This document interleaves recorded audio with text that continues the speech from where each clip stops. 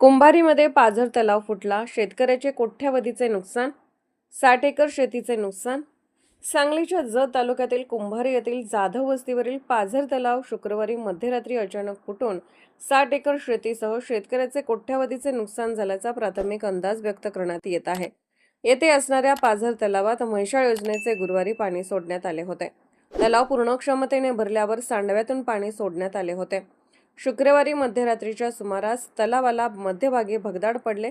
यामधून मोठ्या प्रमाणात प्रचंड वेगाने पाण्याचा प्रवाह बाहेर पडू लागला.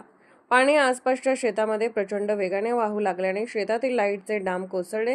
शेतातील माती वाहून गेली. ठिबक सिंचनाचे साहित्य वाहून जाऊन तसेच विहिरीवरील विद्युत मोटारी तसेच विहिरी गाळाखाली गेले आहेत. यामुळे शेतकऱ्याचे विविध पिकांसह शेतीमधील साहित्याचे मोठे आर्थिक नुकसान झाले आहे. तलावाला पडलेले भगदाड हे त्या ठिकाणी असणाऱ्या घुशी व सायाळसारख्या प्राण्यांनी भगदाड पाडले असावे असा अंदाज वर्तवण्यात येत आहे. नुकसान झालेल्या शेतकऱ्याच्या शेतीचा पंचनामा करण्यास सुरुवात झाली असून शेतकऱ्यांना तातडीने नुकसान भरपाई मिळावी अशी मागणी करण्यात येत आहे. महाराष्ट्र वेद न्यूजसाठी मुख्य संपादक लक्ष्मण सनगर, कवठे महांकाळ.